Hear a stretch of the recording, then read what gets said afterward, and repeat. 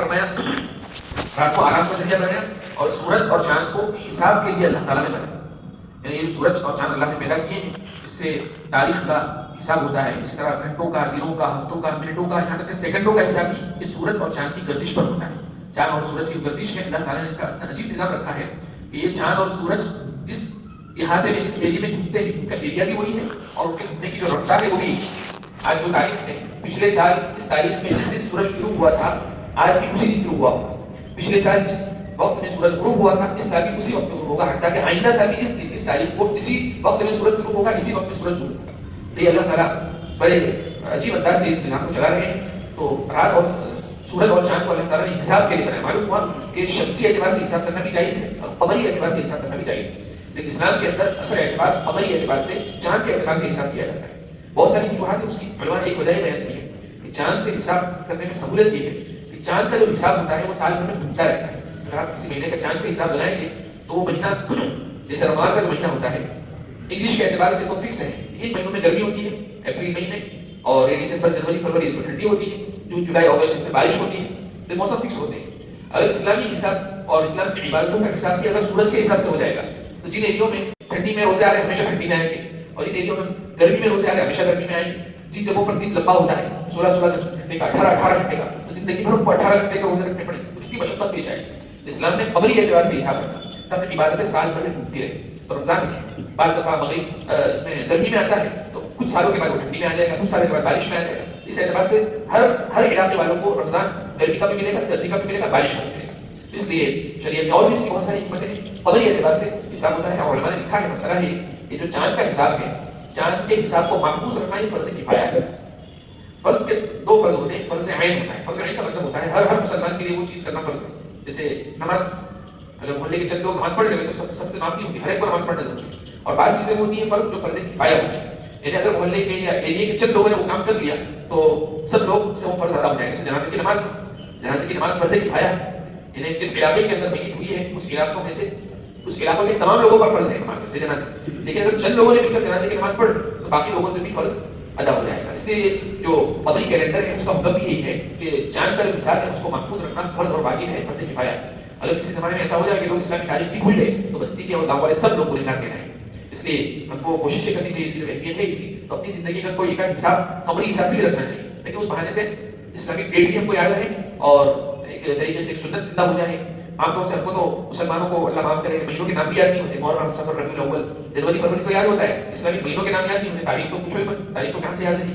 تو زکات کا جو حساب ہوتا ہے وہ بھی قمری اعتبار سے لوگ اس کو بعض دفعہ سالوں سے گنتے. 2025 کی جگہ 26 کی جگہ 2025-26 کی زکات نہیں ہوتی. اسلامی کے اعتبار سے زکات ہوگی. 10 دن کا فرق پڑ جاتا ہے سال بھر کے اندر. اور 10 دن کے اندر بھی اگر آگے آج کل تو سلور کا، سونے کا بھاؤ بھی ایسا آگے پیچھے ہوتا ہے کہ آدمی کا کہاں کا حساب کہاں پہنچ جائے.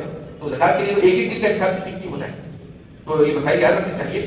تو اللہ تعالیٰ نے رات اور دن کو پیدا کیا، رات کو آرام کے لیے، سورج اور شام کو حساب کتاب کے لیے پیدا کیا. شمسی حساب بھی ہوتا ہے، قمری حساب بھی ہوتا ہے. اور یہ سارے اندازے، سارے سسٹم جو اللہ تعالیٰ نے بنا کر رکھی ہے بڑی زبردست ہے. اگر کوئی سسٹم کے اندر بھی غور کر لے تو ایمان لانے کے لیے اور اللہ پر یقین کرنے کے لیے اس کے لیے کافی ہے. آگے اللہ نے بیان فرمایا کہ میں نے اللہ وہ ہے جس نے تمہارے لیے ستاروں کو بنایا. پہلے زمانے کے اندر عرب میں دستور تھا کہ لوگ جب رات کو سفر کرتے تھے، لائٹ چراغ وغیرہ کا انتظام نہیں ہوتا تھا، تو لوگ چاند اور جو ستارہ ہے اس کی روشنی سے راستہ طے کرتے تھے. اور بطور خاص سمندر میں وہ سفر ہوتا تھا تو بعض ستارے ایسے ہوتے ہیں جو خاص سمت کے اندر طلوع ہوتے ہیں، خاص علاقے میں وہ ہوتے ہیں. تو لوگ اپنے راستوں کا جو میپ ہے ان ستاروں کے ذریعے سے طے کرتے ہیں. اس کا بھی ایک فن ہے، علم نجومی کہتے ہیں اس کو. ستاروں کو دیکھ کر راستہ طے کرنا وہ بھی ایک فن ہے اور آج بھی فن زندہ ہے. بہت سے علاقوں میں اس پر عمل ہوتا ہے. ستاروں کو دیکھ کر لوگ اپنے راستے طے کرتے ہیں. تو اللہ تعالیٰ فرماتے ہیں جو ستارے ان کو دیکھ کر تم راستے طے کرتے ہو اس کا پیدا کرنے والے بھی اللہ تعالیٰ ہے. آگے مزید فرمایا اللہ نے کہ ہم نے، اللہ وہ ہے جس نے تم کو ایک نفس سے پیدا کیا، ایک جان سے پیدا کیا. انسان کی اوریجنل پیدائش ہے وہ حضرت آدم علیہ السلام سے. اس لیے قرآن کریم کی بات آیتوں کے اندر، حدیث شریف کے اندر بھی ہے کہ اللہ تعالیٰ نے حضرت آدم علیہ السلام کو جب پیدا کیا تو پیدا کرنے کے بعد ان کی پشت میں مٹھی بھر کر ہاتھ ڈالا اور مٹھی بھر کر بہت ساری روحوں کو نکالا اور نکال کر کے سامنے سب روحوں کو کھڑا کر دیا اور وہاں سب سے پوچھا الستو بربکم، کیا میں تمہارا رب نہیں ہوں؟ گویا کہ پیدائش تو سب لوگوں کی ہو چکی ہے، لیکن دنیا میں ایک کے بعد ایک لائن سے آ رہے ہیں. سب لوگ دنیا میں جتنے بھی قیامت تک انسان پیدا ہونے والے ہیں سب لوگ پیدا ہو چکے ہیں، سب کی روحیں پیدا ہو چکی ہیں، لیکن وہ روحیں ابھی عالم ارواح کے اندر موجود ہیں. جس کا نمبر لگتا ہے تفسیر کی کتابوں میں لکھا ہے کہ وہ ایک لائن میں کھڑی ہے. بالکل جن ماں کے پیٹوں میں بچے ہوتے ہیں تو ان میں روح پھٹی جاتی ہے تو اس کا نمبر طے ہوتا ہے کہ یہ روح یہاں جائے گی، اس علاقے میں اس نمبر پر جائے گی. لائن میں سب کھڑے ہوتے ہیں، پیدا سب ہو چکے ہیں لیکن ظاہر نہیں ہوئے. پیدا سب ہو چکے لیکن ظاہر نہیں ہوئے. اس لیے ہم جو فارسی کے اندر کہتے ہیں بچے کی پیدائش ہوئی، بچے کی پیدائش ہوئی، ہم پیدائش کو سمجھتے ہیں کہ وہ پیدائش فارسی لفظ ہے. پیدائش کا مطلب ہوتا ہے ظاہر ہونا، پیدائش کا مطلب ہوتا ہے ظاہر ہونا.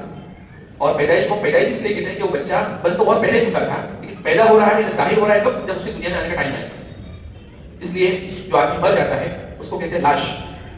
لاش عربی ورڈ سے شارٹ بنا ہے. لاش اصل میں لاش شہید سے بنا ہے. لاش شہید، شہید کہتے ہیں چیز کو، لاش کوئی چیز نہیں. تو لاش اگر کوئی چیز نہیں. انسان جب پیدا ہوتا ہے تو ظاہر ہوتا ہے اس لیے اس کو پیدائش بولتے ہیں، اور انسان جب مر جاتا ہے تو اس کو بولتے ہیں لاش ہے، یہ کوئی چیز نہیں، اس سے وہ ختم ہو چکی ہے. جو ظاہر ہو چکا تھا ختم ہو چکا، وہ واپس اوپر چلی گئی. اس لیے جب کوئی آدمی مرتا ہے ہم کہتے ہیں اس کا انتقال ہو گیا. انتقال کا مطلب ہوتا ہے وہ یہاں سے وہاں چلا گیا، منتقل ہونا. انتقال کا مطلب ہوتا ہے یہاں سے وہاں چلے گئے. گزر تو بولتے ہیں گزر گئے. گزرنے کا کیا مطلب؟ گزر گئے یہاں سے چل کر چلے گئے. آدمی مر کے ختم نہیں ہوا ہے، وہ تو منتقل ہوا ہے دنیا سے آخرت کی طرف، گزرا ہے وہ دنیا سے آخرت کی طرف. تو خیر انسان پیدا ہو چکا ہے بہت پہلے، اور وہ پیدا ہوا صرف حضرت آدم علیہ السلام سے. لیکن چونکہ اللہ تعالیٰ نے دنیا کو دارالاسباب بنایا ہے تو کسی بھی چیز کو ظاہر کرنے کے لیے سبب اختیار کرنا پڑتا ہے. وہ سبب اللہ تعالیٰ نے رکھا ہے کہ اس کے لیے نکاح کرو، نکاح کریں گے اور اس طرح بچہ پھر پیدا ہوتا ہے. اور حقیقی اعتبار سے انسان پیدا ہو چکا ہے. اللہ تعالیٰ وہی فرماتے ہیں کہ اللہ بولے اس کو ایک جان سے پیدا کیا، صرف آدم سے. اب اس کے بعد تمہاری دو عالم باقی رہ جاتے ہیں. ایک تو دنیا میں رہنے کا جو چند دن کی زندگی ہے، اور ایک ہے ہمیشہ کا رہنا، وہ آخرت کی زندگی. اللہ نے ان کو پیدا کر کے چند دن کی زندگی بھی دی ہے اور ہمیشہ کی زندگی بھی دی ہے. چند دن کی زندگی وہ ہمیشہ کی زندگی کی تیاری کے لیے اللہ تعالیٰ نے عطا فرمائی. خیر یہ تمام قدرت اللہ تعالیٰ نے اس آیتوں کے اندر محض اس لیے بیان کی کہ انسان اس پر غور کر کے اللہ تعالیٰ پر یقین اور ایمان رکھے، اور مشرکین کو خاص طور پر دعوت کی. آیتوں کا ترجمہ کر دیا جاتا ہے کہ اللہ فالق الحب والنوى، بے شک اللہ تعالیٰ دانے کو اور روٹی کو پھاڑ دیتا ہے. پھاڑ کا مطلب اندر سے درخت نکالتا ہے، پودا نکالتا ہے. اور اللہ تعالیٰ وہ ہے جو زندے کو یعنی جاندار کو بے جان سے نکالتا ہے اور بے جان کو جاندار سے نکالتا ہے. یہی اللہ ہے. اس لیے تم کو اسی اللہ کی عبادت کرنی چاہیے. فَأَنَّىٰ تُؤْفَكُونَ، لیکن تم لوگ کہاں بھاگے بنتے ہو، تم لوگ کہاں بھٹک رہے ہو. اللہ کو مانو.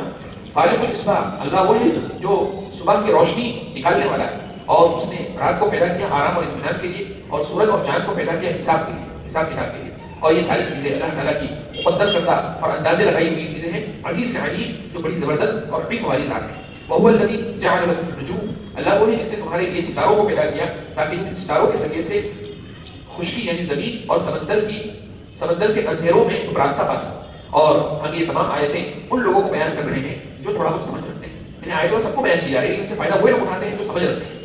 اللہ وہ ہے جس نے تم کو ایک نفس سے پیدا کیا، بس ایک زندگی تمہاری چند دن کی زندگی ہے اور ایک زندگی تمہاری زیادہ کی ہمیشہ کی زندگی. اور یہ سب احکام اور یہ سب نشانیاں ہم تمہارے سامنے بیان کر رہے ہیں اس قوم کو، یہ قوم یفقہون، اس قوم کو جو تھوڑا بہت سمجھتی ہے، تھوڑا بہت سوچتی ہے. اس لیے فائدہ یہ لوگ اٹھاتے ہیں. تو اللہ فرماتے ہیں کہ ہم ایسے لوگوں کو بھی آیتیں سناتے ہیں جو سنتے نہیں ان کو ہم سناتے بھی نہیں. بسم اللہ الرحمن الرحیم.